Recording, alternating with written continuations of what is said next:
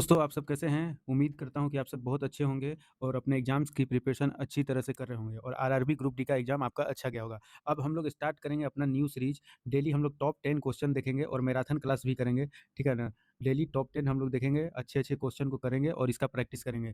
और देखिए जो जिनका भी अंडर ग्रेजुएट सीबीटी 1 क्वालीफाई कर गए हैं, उनको बहुत-बहुत कांग्रेचुलेशंस, ठीक है ना? कांग्रेट्स सबको। और आप लोग क्या कीजिए, अब तैयारी में लग जाइए क्योंकि आपका 17 सितंबर को एग्ज़ाम भी होने वाला है सीबीटी 2। ठीक है? तो उसके लिए मैं क्या करूँगा ना, डेली क्या करूँगा, डेली आप लोग के लिए हर एक टॉपिक से 20 या 25 क्वेश्चन कराऊँगा जो आपके एग्ज़ाम के लिए मोस्ट इम्पोर्टेंट क्वेश्चन है और प्रीवियस क्वेश्चन में आ चुका है, ठीक है? तो देखिए, आप ये मत बोलिएगा सर आप टेक्नीशियन के लिए नहीं करवा रहे हैं, आप अंडर ग्रेजुएट के लिए नहीं करवा रहे हैं, आप एनटीपीसी के लिए नहीं कर रहे हैं। जो भी मेरा सेशन चलेगा ना, वो मैथ तो सबके लिए बराबर होता है। डिफ़िकल्ट और hard level easy to moderate लेके चलेंगे कि हार्ड लेवल तक भी लेके चलेंगे, जो कि आपका एसएससी में भी, सीजीएल में भी काम आएगा और इन सब में भी काम आएगा। लेकिन अभी मेन फ़ोकस हम लोग रेलवे पे कर रहे हैं, रेलवे का जो भी एग्ज़ाम होने वाला है, उस पे हम लोग फ़ोकस कर रहे हैं, ठीक है? तो चलिए आज का सेशन स्टार्ट करते हैं हम लोग। अपने पहले क्वेश्चन से। देखिए पहला क्वेश्चन क्या है कि जो ए जो है सेल करता है बी को 20% प्रॉफिट पे, बी सेल करता है सी को 10% प्रॉफिट पे और सी सेल करता है डी को 12% प्रॉफिट पे। तो इसका जो फ्रैक्शन होगा वो 1/5 होगा, इसका जो फ्रैक्शन होगा वो 1/10 होगा, इसका जो फ्रैक्शन होगा ये 1/8 होगा। देखिए प्रॉफिट पे सेल कर रहा है, मतलब अगर 5 कॉस्ट प्राइस है तो 1 प्रॉफिट हो रहा है। तो एक ए सेल कर रहा है बी को, तो ये 6/5 हो जाएगा। अब जो बी है उसको सेल कर रहा है तो ये 11/10 हो जाएगा प्रॉफिट होगा तो, और वो 9/8 हो जाएगा, ठीक है? अब हम लोग इसको कर लेते हैं और डी कितना पे कर रहा है 14.85, तो कॉस्ट निकालना है तो ये 14.85 लिख दीजिए। अब डायरेक्ट इसका आप कैलकुलेशन कीजिए, जब डायरेक्ट कैलकुलेशन कीजिएगा तो ये पॉइंट हटेगा, यहाँ डबल जीरो होगा। तो देखिए इसको कैसे काटिएगा, 11 1 जा 11 हो जाएगा, ठीक है? और 11 3 जा 33 और 11 5 जा 55। अब 9 से ये काटिएगा तो 9 1 जा 9 और ये 9 5 जा 45। अब देखिए ये 3 2 जा 6 हो गया और 3 5 जा 15 हो गया। अब देखिए इसमें क्या करेंगे हम लोग, 2 से ये 5 बार में कट गया, ठीक है? तो ये कितना हो गया 25, 25 को 4 बार में काट दीजिए, ठीक है? और ये 4 को 2 बार में काट दीजिए, तो ए इक्वल टू हो जाएगा 5 को क्रॉस मल्टीप्लाई कीजिएगा तो 10 आंसर हो जाएगा। मतलब ए का जो कॉस्ट हो जाएगा वो ₹10 हो जाएगा, तो ऑप्शन सी हो जाएगा। उम्मीद है आपको समझ में आए, जब भी ऐसा क्वेश्चन आए तो इसी तरह बनाइएगा, जल्दी बनेगा। चलिए नेक्स्ट क्वेश्चन चलते हैं, क्वेश्चन नंबर 2। देखिए क्वेश्चन नंबर 2 क्या कह रहा है? क्वेश्चन कह रहा है कि average weight of 4 men A, B, C, D is 60 KG. तो ठीक है, तो हम लोग एवरेज वेट लिख लेते हैं कि A plus B plus C plus D का जो एवरेज वेट है वो 67 केजी है, ठीक है? इतना हम लोग लिख लिए। अब बोल रहा है कि एक अनदर मेन है, वो ज्वाइन कर लेता है, तो क्या हो जाता है, एवरेज नाउ बिकम 65। कितना हो जाता है, 65 होता है। कब होता है, जब A plus B plus C plus D, जब ई आ जाता है तो इसका एवरेज कितना होता है, इसका एवरेज 65 केजी हो जाता है, ठीक है? अब यहाँ से थोड़ा सा देखिए, यहाँ पे हम लोग इसमें एक चीज़ दे सकते हैं कि ए बी सी डी का जो एवरेज है वो 67 केजी है। इसका मतलब इन चारों का 67 एवरेज है, मतलब होना चाहिए 65, है 67, मतलब कितना ज़्यादा है, तो बोलिएगा सर 2 ज़्यादा है। और कितने लोग हैं, तो 8 लोग हैं, मतलब इधर आपका +8 ज़्यादा हो गया। अगर इधर +8 ज़्यादा होगा तो इसमें -8 करना होगा। तो ये 60 में से -8 घट जाएगा, तो इसका जो वेट होगा वो आपका 57 होगा। कितना होगा, 57। तो ई का जो वेट है वो कितना हो गया, 57। देखिए क्वेश्चन में क्या बोल रहा है कि if another man F whose weight is 5 KG more than E, तो अगर एफ का वेट निकालिएगा तो कितना हो जाएगा, 5 ज़्यादा, तो 62 केजी हो जाएगा, ठीक है? कितना हो जाएगा, 62 केजी हो जाएगा। समझ में आया? अब यहाँ पे देखिए क्वेश्चन में क्या बोल रहा है कि जो यहाँ पे बोल रहा है कि रिप्लेसेस ए, तो average weight of B C D E F 63 KG हो रहा है। तो अब आपको तो ये पता चल गया कि 65 केजी इतना का है, ठीक है? तो इसको थोड़ा-सा अब हम लोग यहाँ पे लिख देते हैं, ऊपर देखिएगा थोड़ा-सा कि बी, दूसरा कलर लेते हैं, पता चलेगा आप लोग को। देखिए, बोल रहा है कि जो ए है और जो बी है, सी है और डी और ई, इन सबका एवरेज 65, कितना एवरेज 65 है। 65 है। अब बोल रहा है जैसे ही बी और C plus D plus E आ रहा है, तो इसका एवरेज जो है B plus D plus F, एक मिनट रुक जाइए, बी प्लस ए को रिप्लेस कर दे रहा है ना, तो ए को जैसे ही रिप्लेस कर रहा है तो B plus D plus E plus जो एफ है वो आपका आ जा रहा है कितना, वो आपका आ जा रहा है 63 केजी, ठीक है? तो सबको पहले माइनस कर लीजिए। तो इसको जब आप माइनस कीजिएगा तो देखिए ये तो आपका माइनस हो जाएगा, ये माइनस, ये माइनस, ये माइनस, ये माइनस, मतलब ये बी भी कट गया, ये सी कट गया, ये डी कट गया, ये ई कट गया। यहाँ पे ए माइनस एफ बचा। तो देखिए ये कितना हो जाएगा, ये टोटल वेट निकाल दीजिए, तो टोटल वेट कितना हो जाएगा, ये जब एवरेज मत लीजिए, ये 5 है तो ये 5 से टोटल सम निकाल दीजिए, ये भी 5 से हो जाएगा। तो 65 माइनस 63 कीजिएगा तो 2 होगा, 2 इंटू 5 कितना हो जाएगा, 10 हो जाएगा, ठीक है? मतलब ए माइनस एफ का वैल्यू 10 आया है और एफ का आपको वेट पता है कि 62 है, तो ए का वैल्यू कितना हो जाएगा, 72 केजी हो जाएगा, मतलब आंसर हो जाएगा ऑप्शन बी। उम्मीद है सबको समझ में आएगा। ये समझ गया ना, ये एवरेज नहीं हम लोग निकाले, ये हम लोग सम ले लिए। 5 लोग हैं, सबका एवरेज 65 है, तो कितना हो जाएगा टोटल, 65 इंटू 5। इतने लोग हैं, सबका एवरेज 63 है, तो टोटल कितना हो जाएगा, 5 हो जाएगा। तो ये आपका ऐसे बना सकते हैं, ठीक है? चलिए अब चलते हैं हम लोग नेक्स्ट क्वेश्चन, क्वेश्चन नंबर 3। देखिए क्वेश्चन नंबर 3 में क्या बोल रहा है कि ए और B can complete work in 20 and 30 days, ठीक है? तो 20 और 30 का जब एलसीएम लीजिएगा तो ये 60 हो जाएगा। तो ए और बी यहाँ पे लिख लीजिए।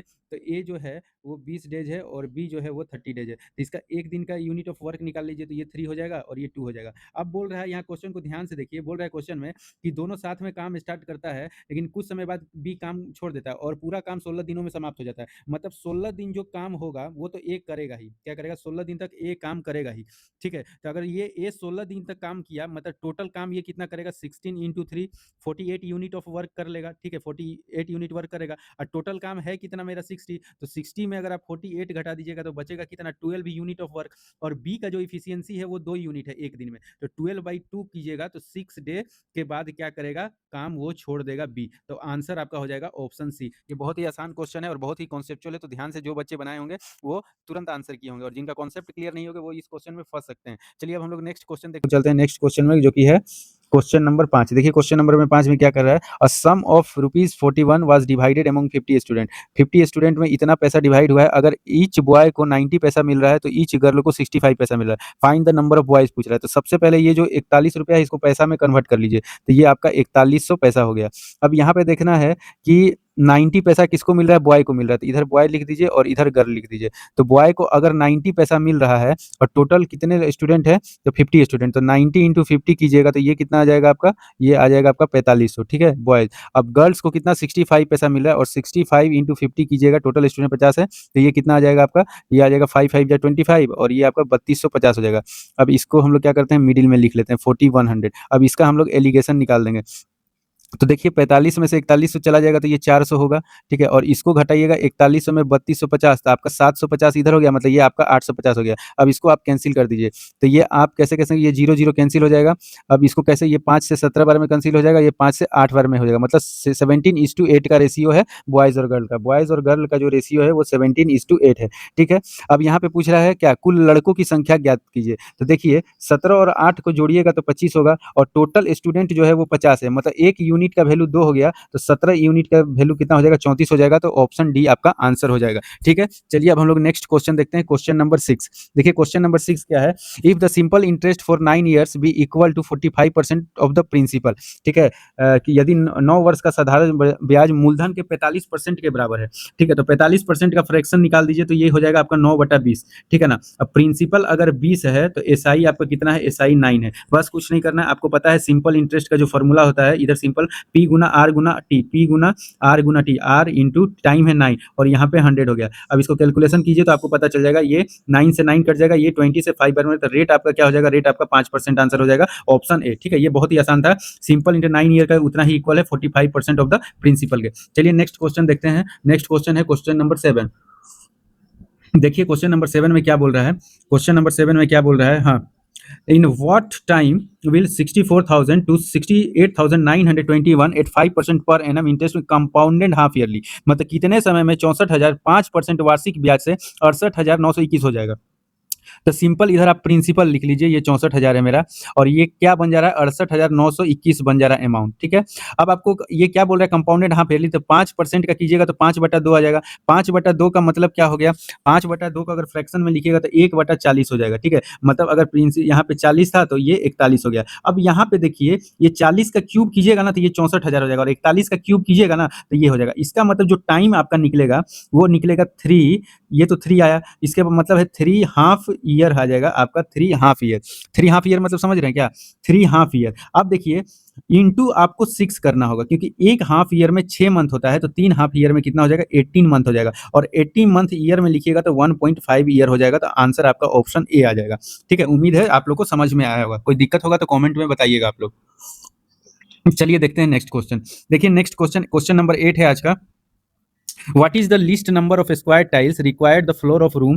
देखिए यहाँ पे आपका रूम का ये बना लीजिए, ये रूम है आपका, ये आपका रूम है जो कि 15 metre 17 centimetre long, 15 metre 17 centimetre long और 9 मीटर 2 सेंटीमीटर ब्रॉड चौड़ा दिया हुआ है। अब बोल रहा है कि इसमें कितना least number of square tiles कर सकते हैं, मतलब बिछाने के लिए कम से कम कितना वर्ग मीटर का हम लोग का स्क्वायर यहाँ पे ऐसे करके बिछा सकते हैं। तो देखिए इसका सिंपल सा रूल है कि सबसे पहले तो आप इसको क्या कीजिए कि जो मैक्सिमम नंबर ऑफ होता है ना टाइल्स, उसको फॉर्मूला लिख लीजिए, जो ये होता है कि L into B divide by A square. जो ए है ना, ये ए जो होता है ये एच सी एफ ऑफ इतना, तो 15 इंटू, इसको डायरेक्ट आप सेंटीमीटर में लिखिए तो ये 1517 हो जाएगा और ये आपका कितना हो जाएगा, ये 902 हो जाएगा। अब इसका जब एचसीएफ निकालिएगा ना 1517 का 902 का, तो देखिए यहाँ तो ये 41 और 41, ये आपका 41 एचसीएफ आ जाएगा। ठीक है, एचसीएफ निकाल के देख लीजिएगा, सबको एचसीएफ आता होगा तो ठीक है। अब ये क्या बोल रहा है, लिस्ट नंबर है ना, बोल रहा है ना लिस्ट नंबर, तो मिनिमम यहाँ पे हम लोग क्या लिखेंगे, हाँ तो आप देखिए यहाँ पे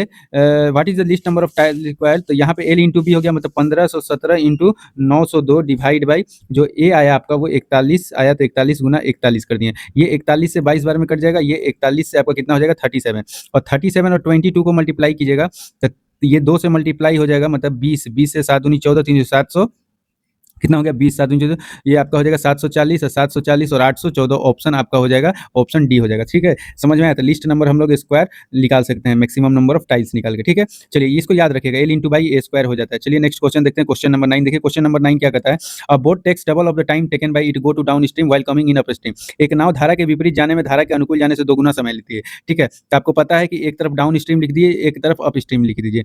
तो अब जो धारा के और स्पीड ऑफ वाटर जो है वो 3 किलोमीटर है, तो स्पीड ऑफ वाटर दिया हुआ है, तो इसका जो है ये b+3 होता है और ये b-3 होता है। ठीक है ना, क्योंकि बोट का स्पीड नहीं दिया है, और यही बोल रहा है कि अप स्ट्रीम से ये कितना टाइम, 2 गुना टाइम लेता है। अब देखिए इसको निकाल दीजिए, ये b+3 हो गया और ये 2b-6 हो गया। ठीक है, अब इसको जब इधर कीजिएगा, b को इधर उधर लेके चलते हैं, तो ये 9 हो गया और ये b हो गया, मतलब b का जो स्पीड आया वो 9 किलोमीटर पर आया, ऑप्शन डी। ठीक है, ये बहुत ही आसान है, इसमें कुछ नहीं है। चलिए नेक्स्ट क्वेश्चन चलते हैं, क्वेश्चन नंबर 10 देखिए, car covers 3 kilometre stretches, speed of 10 kilometre और 20 किलोमीटर, 30 किलोमीटर, 60, एवरेज स्पीड निकालना है। तो सबसे पहले ना इन तीनों का आप क्या ले लीजिए, इन तीनों का आप ले लीजिए यहाँ पे एलसीएम, तो ये 60 हो गया। अब इसका वैल्यू 6 हो जाएगा, इसका 3 हो जाएगा, इसका 2 हो जाएगा और इसका 1 हो जाएगा। अब देखिए एवरेज स्पीड का फॉर्मूला होता है total distance by total time, यही होता है ना। अब देखिए टोटल डिस्टेंस कितना हो जाएगा, तो टोटल डिस्टेंस तो यही हुआ 60।